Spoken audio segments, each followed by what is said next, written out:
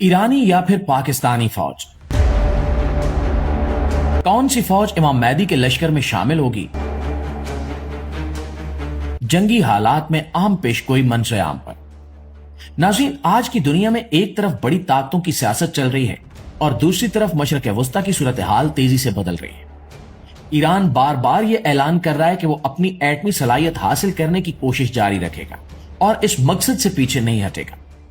अगर ईरान इसमें कामयाब हो जाता है तो दुनिया में दो मुस्लिम एटमी ताकतें होंगी, एक पाकिस्तान और दूसरा ईरान।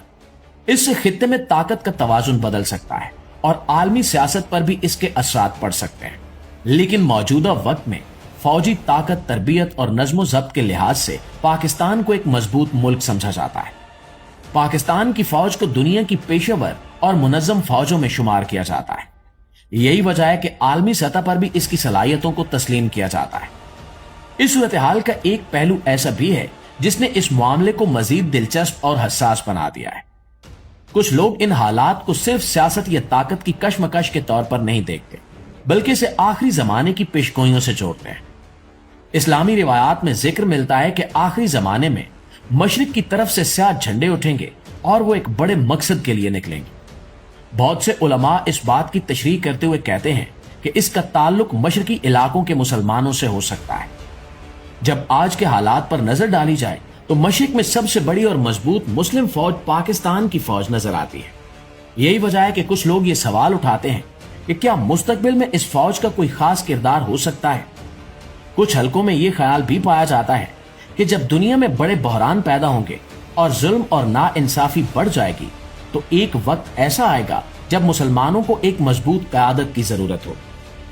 इस्लामी अकीदे के मुताबिक उस वक्त इमाम मेहदी का ज़हूर होगा जो इंसाफ और हक का निजाम कायम करेंगे। बहुत से लोग ये उम्मीद रखते हैं कि जब वो वक्त आएगा तो दुनिया के मुख्तलिफ ममालिक के मुसलमान इनकी मदद के लिए खड़े होंगे। इसी तनाजुर में बाज लोग ये राय भी देते हैं कि पाकिस्तान की फौज अपनी ताकत, नज्म और ईमान की वजह से इमाम मेहदी की मदद करने वाली फौजों में शामिल हो सकती है।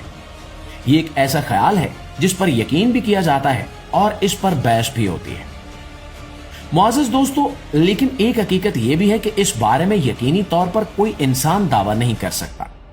असल इल्म सिर्फ अल्लाह के पास है और वही बेहतर जानता है कि मुस्तकबिल में क्या होने वाला है।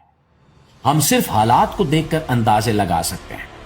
ताहम ये बात जरूर है कि पाकिस्तान की फौज ने अपनी तारीख में बेशुमार कुर्बानियां दी हैं। इसके जवानों ने दहशतगर्दी के खिलाफ जंग में अपनी जानें कुर्बान की, सरहदों की हिफाजत की और मुश्किल हालात में भी अपने मुल्क का दिफा किया।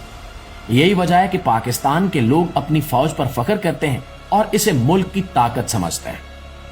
पाकिस्तान की फौज सिर्फ जंगी ताकत ही नहीं रखती, बल्कि इसके जवान नज्मो ज़ब्त, तरबियत और हौसले के लिए भी जाने जाते हैं। दुनिया के मुख्तलिफ अमन मिशन में पाकिस्तानी फौजी अपना किरदार अदा कर चुके हैं। जब मुस्लिम दुनिया के दीगर ममालिक को देखा जाए तो अक्सर जगहों पर फौजी ताकत कमजोर या बिखरी हुई नजर आती है, लेकिन पाकिस्तान के पास एक मुनज़्ज़म फौज, जदीद हथियार और एटमी सलाहियत मौजूद है। यही वजह है कि बहुत से लोग समझते हैं कि अगर कभी मुस्लिम दुनिया को एक मजबूत कुव्वत की जरूरत पड़ी तो पाकिस्तान अहम किरदार अदा कर सकता है। लेकिन यह भी याद रखना जरूरी है कि किसी भी कौम की असल ताकत सिर्फ हथियार नहीं होते, बल्कि उसका ईमान, इत्तेहाद और किरदार होता है। अगर मुसलमानों के अंदर इत्तेहाद न हो तो बड़ी से बड़ी फौज भी कुछ नहीं कर सकती।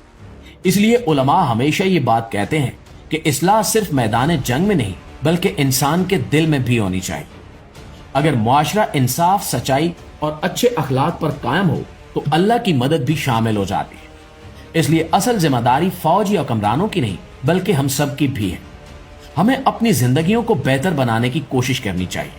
नमाज की पाबंदी, कुरान को समझना और अच्छे अखलाक इख्तियार करना हर मुसलमान के लिए जरूरी है, क्योंकि अगर हम खुद को दुरुस्त न करें तो कोई बड़ी तब्दीली भी हमारे लिए फायदेमंद साबित नहीं हो सकती। एक मजबूत कौम वही होती है जिसके अफराद ईमान, किरदार और सच्चाई में मजबूत हो। हमें चाहिए कि हम अपने ईमान को मजबूत करें और अल्लाह से ताल्लुक को बेहतर बनाएं। अपने आने वाली नस्लों को भी सच्चाई, इंसाफ और नेकी का रास्ता दिखाएं।